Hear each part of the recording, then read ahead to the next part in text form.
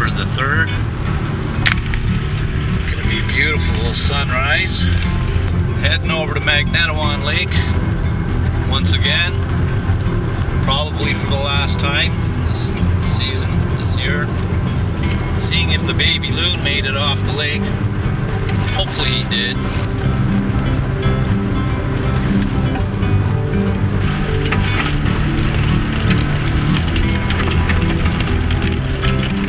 Well, the one remaining young loon has been close to making it off the lake in previous attempts and test flights. We hope he's gone today.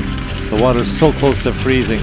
If he's still in the lake, well, maybe we'll see him go today.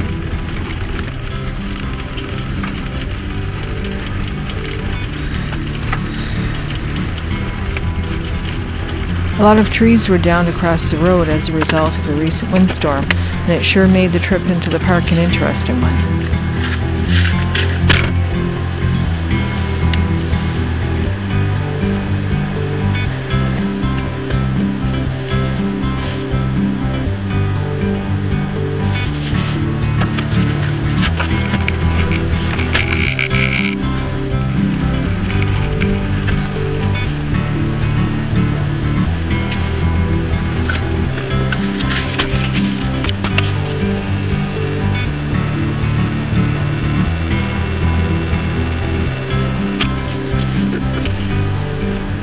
It's starting to frost up now. Over the last couple of weeks, there have been a lot of changes in the landscape, going from summer to autumn and now into winter.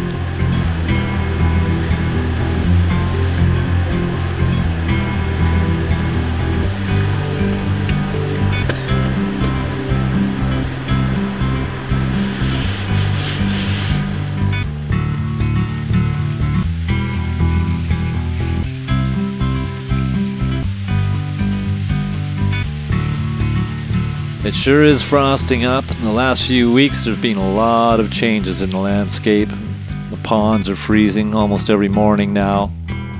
The leaves have changed. It's interesting to see the same pond transition as the season changes. It was always exciting arriving at the park to see Huey and Dewey and how they've changed and how much they've grown. And are they ready for their migration? And, well, are they still here?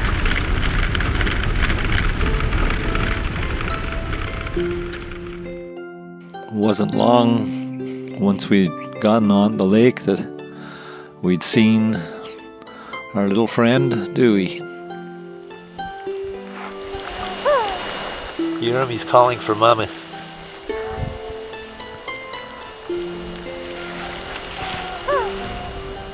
Those are locator calls. Hey Mom, I'm here. Where are you?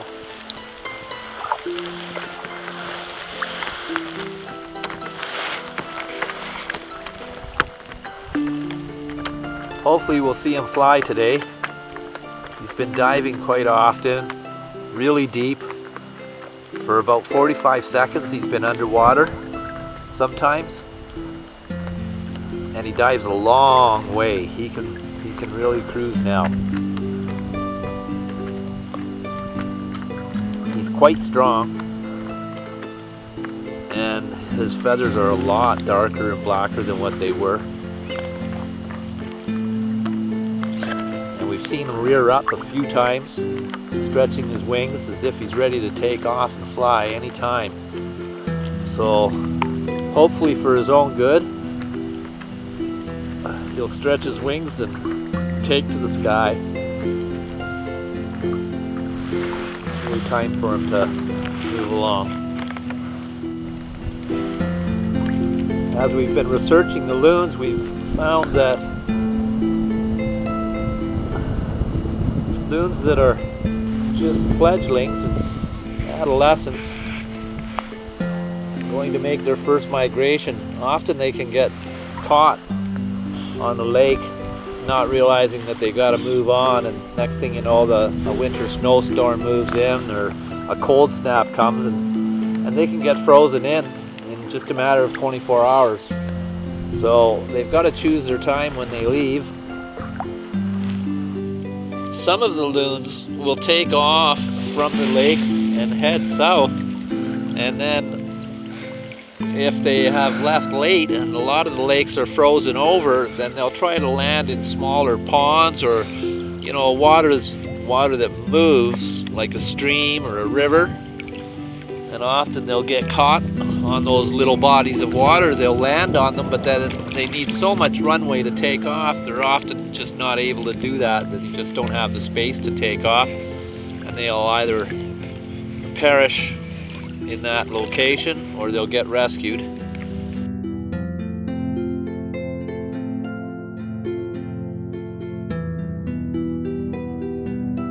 Preening. Looks like he might take off.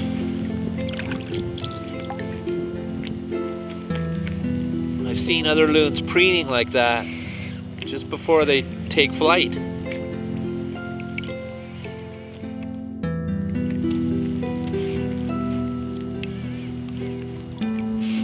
And what the research has shown is that it takes so much energy and they burn so many calories fishing, especially when the water gets colder. They have to eat more and more and more in order to stay warm. Eventually they get to a point where they just can't eat enough to sustain their body weight and keep themselves warm and still get enough muscle built up so that they get their flight wings.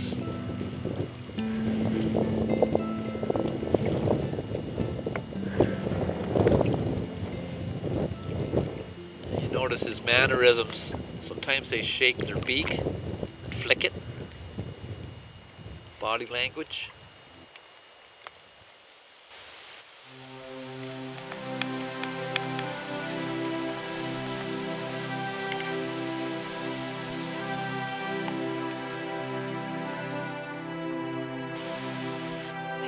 I'm recording. Okay, there he is. He's flying. Look. Look at him. He's flying. He's taking off. He's making it. He's making it above the tree, above the water. Look at him go. Right above the trees. He's going.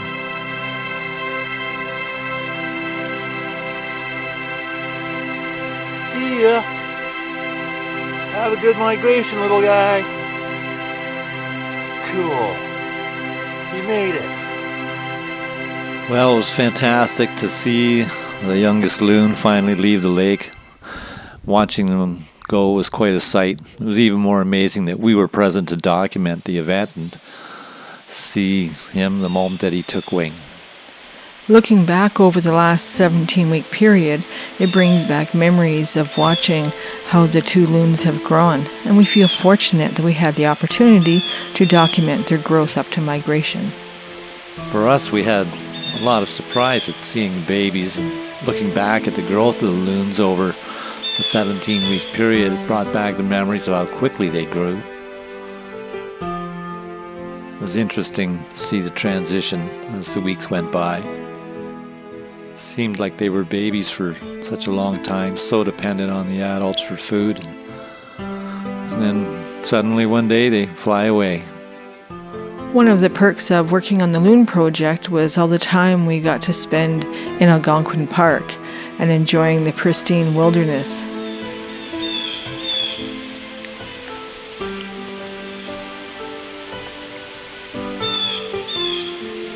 Each season brought its own beauty, the green of summer, the beautiful colors of autumn, and the silvery white of winter. We stopped off at many sites along the way around the park, taking the same picture of the same scene as the weeks went on. The season changed.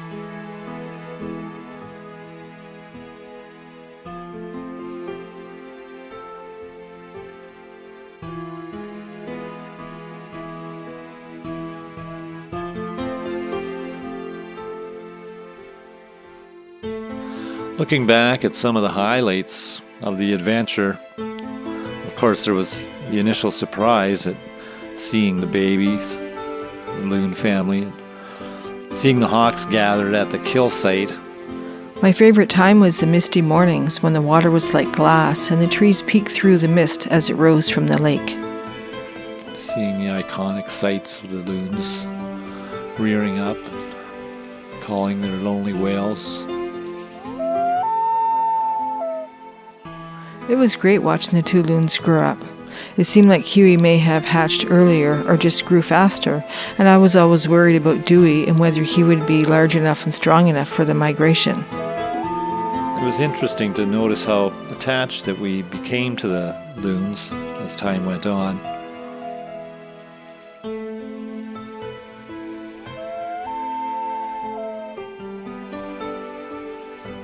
The night paddle was always a memorable experience. Many times we were out on the lake throughout the night. Became quite comfortable on the lake. If you're a paddler or have a chance to go in a canoe, get familiar with the lake through the daytime and then experience it at night. It's something that's just an incredible memory.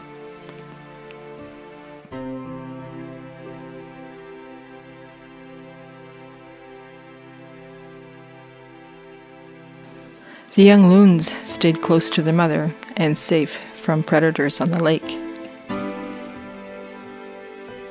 I always thought loons would migrate together as a whole family, but Papa left around September 6th, Huey left around October 17th, Mama was still there until October 24th, and Dewey was left alone for a week until he finally took flight on November 3rd.